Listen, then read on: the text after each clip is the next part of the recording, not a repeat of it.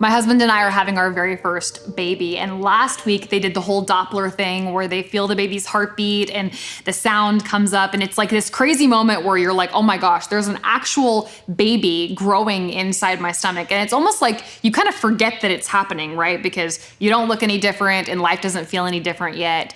But they did tell us that this week, which is around the 18, 19 week mark, is when the baby's eardrums or the ear bones are fully formed and they actually start to hear things for the first time, which is crazy. That means that you can actually be talking to the baby and the baby's hearing your voice. And my husband and I are like, man, we have not said a single word to the baby because it's like he's been out of sight, not out of sight, out of mind, but because he's out of sight, we think maybe he can't hear us. He doesn't know us, right? It's just this crazy thing. We've forgotten that he's like a real human being with a mind and emotions and a will. And it totally convicted me that this is kind of like what I do with God. He exists. I know that he's there. I know that he loves me. I know that he's powerful, but sometimes I forget that he's a God who wants to know me, who wants to talk to me, a God who has emotions and a will and a response towards me. Psalm 34 talks about this actually. It says, I will extol the Lord at all times.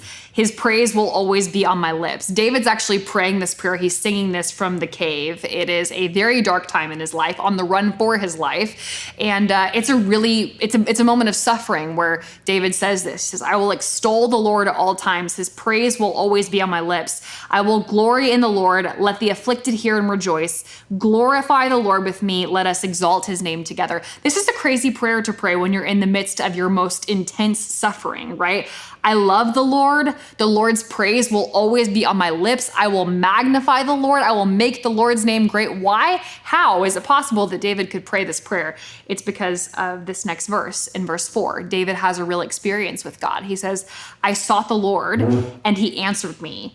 He delivered me from all my fears. Those who look to him are radiant, their faces never covered with shame. This is the reality of the Lord that I think is beautiful for us to hold on to. It's the reality that David held on to. He sought the Lord and God heard him and he answered him. God hears you.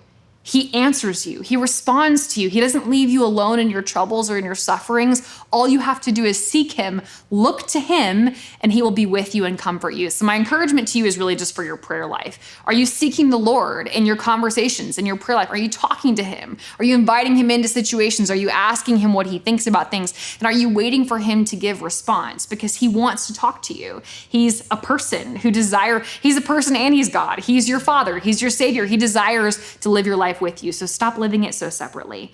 That's all I have for you today.